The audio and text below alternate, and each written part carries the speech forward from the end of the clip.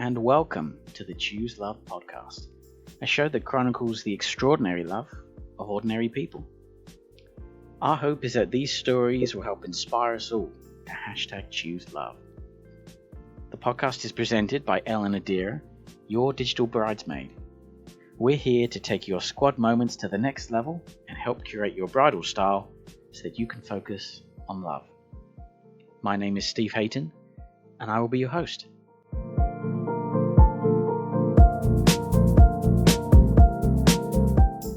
This week we're on the West Coast hearing the story of Laura and Michael, a couple who truly embody what it means to be able to follow your own heart and commit to your partner wholeheartedly. So let's start off with an introduction. I'm Michael Stern. And I'm Laura Stern. And we've been married almost 35 years. It will be 35 years in October. It was in August of 1981. I had just graduated college in June at the University of Arizona in Tucson. And I had a couple jobs, and one of my jobs, after I graduated, I still stayed in Tucson and was working. And one of my jobs, I was assistant manager for a movie theater. And my manager, Mr. Ravicchio, said, "You will do the banking for the theater. The Brinks truck will come pick up the cash. Then you'll drive over to the bank and you'll be in a merchant room and you'll be one-on-one with a teller named Laura." I said, okay. So I went the first time with him. He showed me the ropes, and you're in there quite a few hours going through. It's a room, just you're one-on-one with your teller going through and counting all the money and receipts. So the next week I went on my own and did the banking, and it was Laura, and I'm very shy, so I stuck a note in with my deposits asking her out. And she, there were no cell phones or beepers or anything back then. So Laura called me at the theater. Well, I was seeing someone else at the time. And so I kindly declined. And then I happened to go out with a friend who ended up being our sister-in-law, and we went out for dinner, and we decided to just call Michael and see if we could go to the movies. So that's what we did. We called him, and he said, "Sure, come on over." And we saw Raiders of the Lost Ark. Yeah. Yep. Indiana Jones. And then afterwards, I asked him if he wanted to come out with us. We were meeting my brother. And he said, sure. So we ended up going out together, and I broke up with the guy I was seeing the next day, and we've been together ever since. So how did you break up with the guy, the other guy? I literally took whatever he had. I had of his at our house. I was living with my parents. And I went to his house and I dropped it off, and I said, "I just wanted to let you know that I'm breaking up with you. Here's your stuff." And I'm totally done now, because I used to break up with him and he'd cry, and then I'd get back together with him. So Michael was like the nail in the coffin for him. Wow. Michael, how did that make you feel? Because that's, wow, this lady means business. Yeah, we're not messing around.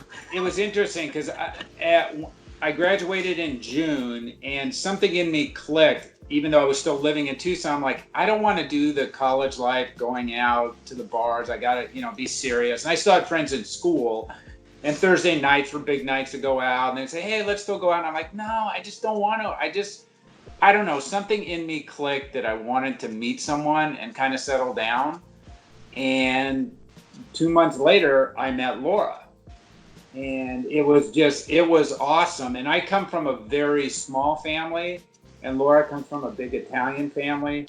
And she has 3 brothers and a sister, and they immediately welcomed me in. And I was like, this huge Italian family. And I remember the first time going over for dinner, and they put all the tables together, and, just food's on the table and everyone's reaching over. I'm like, this is so cool. I didn't have that. I had a great family, but it was just very small.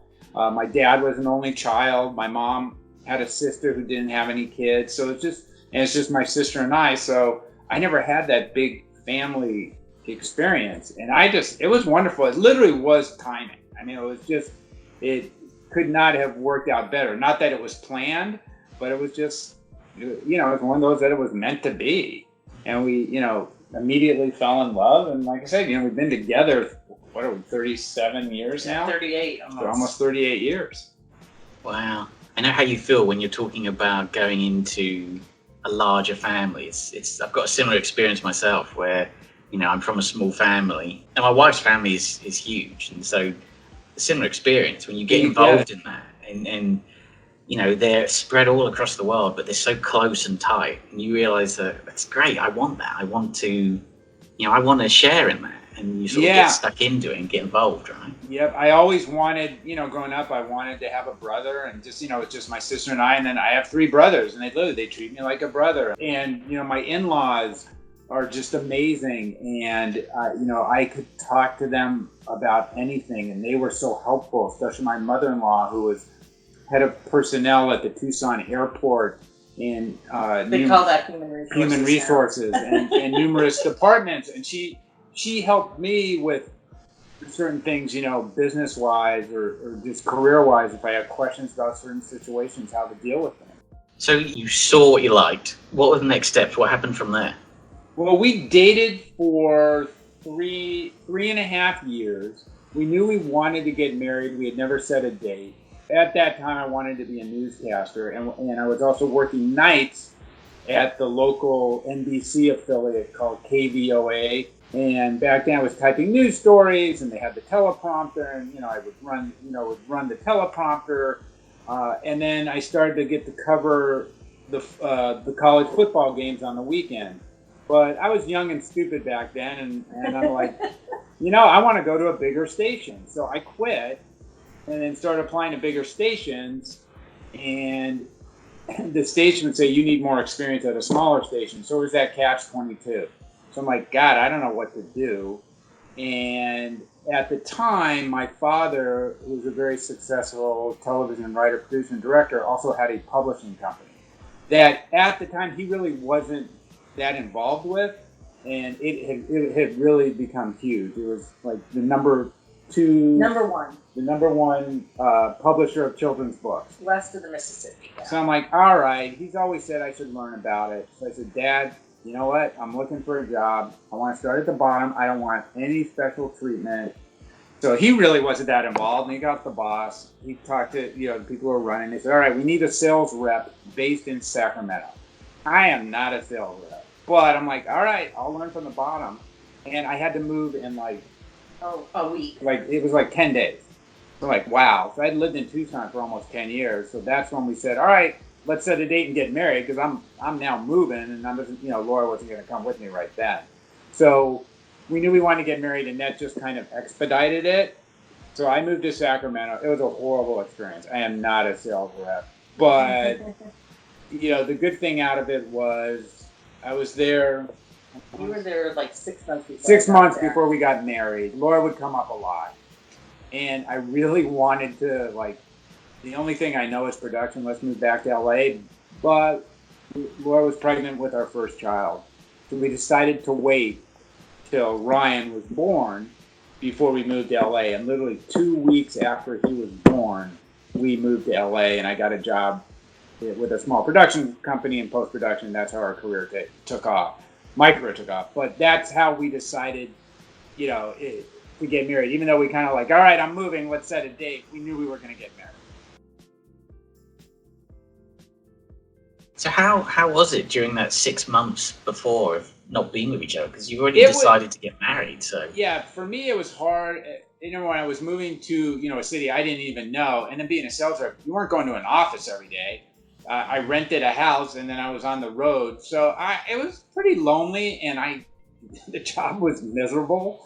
And I'm glad I did it so I could at least learn the experience of starting at the bottom in the company. And the one justification was after I left, they did close down that section of having a sales rep there, because I said, I'm in the middle of nowhere, guys. It's kind of a waste. I can't compete with people in New York and I can't make these sales. I'm driving to these small towns in the middle of nowhere, and literally, whatever the minimum order was, $100, it would be a struggle to get them to get, to that. So it was tough, but Laura would come out and visit, but it was lonely because I didn't know anybody. I mean, I knew no one. And I was fine because I was working and planning a wedding, so Right. it was, it was pretty easy for me. Very difficult for him. I missed him tremendously, but ultimately did get married. It was a kind of a struggle because I was raised Catholic and Michael was raised Jewish, and Michael's mother was a little controlling. And not to say I was raised Jewish, I'm Jewish by birth, not choice. So religion plays no part of I have tattoos.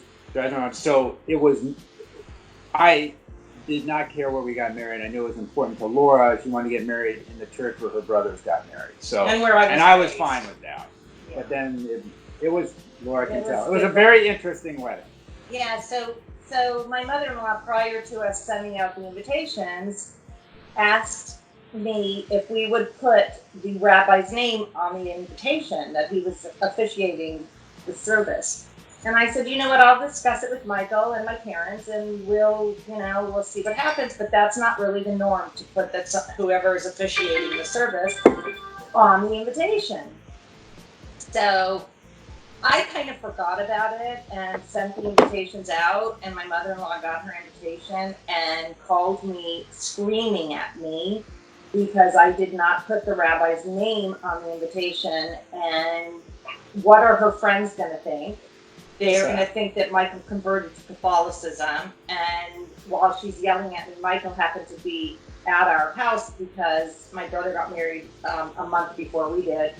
And so he took the phone from me and just said to his mother, you're a guest at this wedding. If you'd like to come, great. And if not, we understand. But, we're not putting the rabbi's name on it. So she called my mother up and she had a discussion with my mom. And my mom, being diplomatic as she is, she said, don't worry about it. I'll do something to make you comfortable. So my mother put together a wedding program and had it on every seat and said who was officiating the wedding and who was in the wedding and all of that sort of stuff. So that did ease kind of some of the tension that was going on with my mother-in-law. My father-in-law was wonderful, and he didn't care one way or another. He was so easygoing. So anyway, I have a great relationship with my mother-in-law, and I love her. That was very challenging for me, though. Yeah, and it was at the church where we got married, it was the first time they were doing a dual ceremony. A mixed wedding. It was the first time they had a mixed religions in the wedding. I mean, in the church. So it was really awesome. And my mom, as I said, was really great. My mother-in-law asked that there were no symbols in the church, so they put banners over the cross so that she wasn't uncomfortable with that. And so we were really understanding about her discomfort too, but we made it work for everyone. Yeah, and we, the rabbi I got from my parents, like I said, it wasn't important to me, and we found somebody in California and we fly him out, and we had talks with the rabbi and the priest, and I said, I'm not religious. It's really minimal references to God and so forth, and they were awesome, and they actually. It was beautiful. It turned out, and my mom loved it, and we had every base covered. So we got married in a church with a priest and a rabbi, and my best man was black. So I had every base covered. So, and he's still one of my best friends. He's Uncle Leon to the boys, So it was awesome. I mean, it could not have been better. Whatever concerns my mom had was fine. But what was interesting was, like Laura said, like my mom would be like, what are people gonna think? So we hadn't even gotten married. I'm picking people up at the wedding. I had a huge beard back then, so people are like, "Are you shaving your beard?" And I'm like, "No." How are you gonna raise the kids? And I would just go black Muslim. It's like, guys, can we stop it? It doesn't matter. Just let us. However, let us get married first. Let us get married, and it was wonderful. And like I said, my dad he just, whatever you guys want, he was cool with. And my mom had a blast. She loves it to this day. Wow. Yeah, it was cool. Wow. It was a lot of fun. It was a lot of fun. It was a big wedding. And then we conceived our first child on our wedding night. Yeah. You two don't mess around. No, I said we had a 6-hour honeymoon. That was it. Yeah. He was born 9 months and 4 days after we got married. Wow. Yeah, but he was 15 days late, so. Yeah. So how many kids have you got? We have 2 boys. Ryan is 33. He'll be 34 next month. And Dylan is 31. And we have 3 grandkids, too. Wow. So you had your 2 kids quite quickly after getting married. So, I mean, how was that? I imagine it must have been a bit of a roller coaster, right? It was, you know what, it was scary. And for me, it was really sad because I moved away from my family, and I was the last person in my family you would think would have moved away because I was so somewhat reliant. I relied a lot on my parents. I was very connected to them, being the first daughter after 3 boys. And I was incredibly lonely. And having Ryan, I went into a little bit of a depression because I was there alone, and I was very sad after my mom left. She came in for the birth and then she left. But I think what saved me was, or helped me, I should say, not saved me, was moving to Los Angeles, and then I was around other people that I knew. But it was really lonely in the beginning because Michael was working, and I, had this new baby at home, and I wasn't around my siblings and my mom and my dad. It was hard. And Michael, I mean, how did you deal with it, knowing that Laura was feeling lonely? I know I was working a lot, and we had not found our own place yet. So my parents also had a beach house, so they let us stay there, and that was it was a trek to get. It was pretty far. And I'm trying to remember back then. I was really isolated back then too because I was so far from. Michael was raised here in California, so he had a very stable group of friends. Sure. And I really didn't have anybody, and they were all very, very, very single.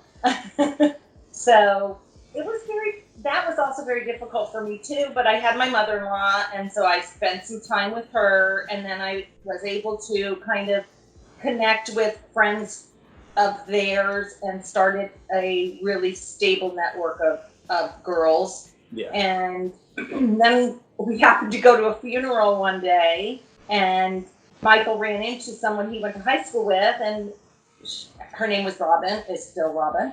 And Robin and I became close friends right away, and she had a little boy, and I had a little boy, and we were moving to the Valley. So then it started to kind of snowball, and I started meeting people, and that was so much better for me because I didn't want to rely on him.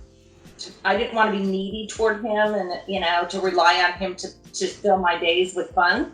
Because he was working crazy, crazy hours as you do in the entertainment business. And when you first start out, you're a low man on the totem pole, and he wasn't around a whole lot.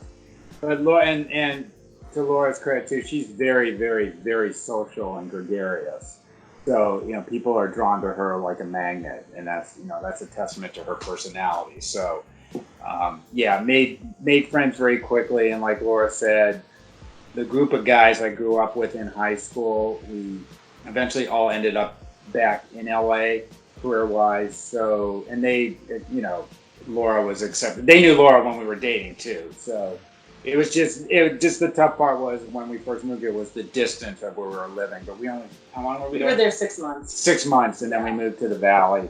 And then, after that, it just exploded. So the tough time that you went through, would you say that was, looking back on it now, that's sort of character building, right? I mean, you're in the early days of your marriage, you're setting the foundations, right? I mean, right. Look back now, do you wish it had played out any differently? No. No, I think for me, I know for me that leaving my family at such a young age, I was 23 when we got married. That leaving my family at such a young age made me so much stronger and so much more independent than I thought I would ever be in my life. And even now, I mean, we've been through a lot of different roller coasters in our marriage and a lot of personal things that have happened to us and with our kids. And, it's been challenging, but it's also strengthened our bond with one another and with our families. So I'm not, during the times that were incredibly hard and incredibly painful, when you're going through it, gut-wrenching. But when you get on the other side, you realize, oh my God, I made it through that. We can persevere, we can conquer. So. Yeah. I think just hearing your story, it seems like in the very early days, you both had no issue committing to the other one just wholeheartedly, Yep. Laura, you left your family. Michael, you were stern when it came to the wedding and how it was going to be. Why do you think that is? Why do you think you had this almost instant commitment with each other? I can speak for myself, and I love my parents. I just grew up very well. They just weren't super paternal, and I hold nothing against them. And I also, born in late 50s, so I grew up in the 60s and 70s, where there was so much freedom. So it's like, I knew my folks weren't around or they were doing their own things, but I could ride my bike over to my friend's house. And you could play outside. You didn't have to worry about the stuff you do today. So it's like, hey, be home by dinner. I'm like, okay. Or I'd call and say, hey, I rode to Curtis's house. I'm going to spend the night. That's fine. And so I always entertained myself. I was always very independent. I hold nothing against my parents. I love them. They did the best they could. It's just, we weren't the big priority per se. My dad worked and like I say, he was writer, producer, director, and a lot of times the shows that he created, they would film on Friday nights. I really, I learned that core value, I think, from my dad, and I always knew it's like, and not in a negative way, it's like, this is not how I want to raise a family. I played football for 4 years all through high school. I can count on one hand the number of games my parents came to. Okay, that's fine. Both our boys, played Little League. I can count on one hand the amount of games I missed combined, and I coached them, and I was, vice president of Little League. I was like, this is important to me. That's where and then I met somebody who was very family oriented. So I think it was just that instant bond, and when I mentioned before, like I knew when I graduated college, I wanted to meet somebody and settle down, and then met Laura. I was like, wow. The timing couldn't have been, more perfect. And just the thing of, getting the job at the movie theater, and I'm going to happen to do the banking and happen to be otherwise I would have never met her. I would have never gone into that bank, let alone go into the merchant room. I would have had no business going into the merchant room. So I'm like, I guess something lined up. Fate. Yeah, fate and meeting somebody coming from such a big, loving family, and it's awesome. I love going back. And a lot of Laura's family still lives in Arizona. Some are spread out, but I love it. It's just such a joy, and having all these nieces and nephews now, which on my end I wasn't going to have because, my sister, she's not married. She's not going to have kids. So I'm very fortunate. Very fortunate. Yeah. So you followed your heart and it all paid off. No question. Yep. How would you say, your connection, that commitment has changed over, if at all, over the past year since you got married? Oh, I think it's much stronger. We had a rocky start. So, we, as I said, we've had some challenges, not only in our relationship, but in our life. And I think it just made us much, much stronger. I never thought that when I took my wedding vows, you don't realize how difficult marriage is. You don't realize that it's a lot of work. Because you think when you get married, it's a white picket fence and everything, you're going to live happily ever after, and that just is so not the case. And nobody ever really talks about that aspect of marriage. They talk about, I think you envision what you want to when you look at somebody, and in any way that you view them, you feel like, oh my God, that marriage is perfect, but you don't know what goes on behind closed doors. I know during the challenging times in my life, I would drive through Beverly Hills, and because that was the way I came home from work, and I would go, oh, I wonder what messed up thing is going on in that house. Oh, I wonder, God, are they as miserable as I am right now? That sort of thing. So I think that my vision now of marriage and just life in general is much more clearer, and I'm much more understanding of the flaws that we all have, and just the difficulties that each one of us have in life that that others don't really see. People could look at us and think, "Oh my God, they have the perfect marriage," and we do have a very good marriage. Oh, yeah. But but they don't know the challenges that we've had in our marriage, and just the challenges that you have raising children today, and what goes along with that. So I now know that, we do have a little white fence around our house, but it certainly, it certainly hasn't been that white picket fence. So I've been married for a year now. Oh, wow. God bless you. You just got married and moved here. Wow. Yeah, exactly. So I left my home country. I moved to somewhere completely alien. I left my family to come here. Fun. Moved at the same time as getting married. And also my wedding was a hybrid wedding as well. My partner is traditionally Hindu, but she's like you, Michael. She's not particularly religious. So we had a sort of a mixed wedding as well. So there's quite a few similarities between sort of your experience and what I've sort of experienced myself. Cool. So let me make full advantage of this. Sure. What advice would you give to if you could go back in time and see yourselves 1 year after getting married? What advice would you give yourselves for the future? I would say persevere. Don't give up.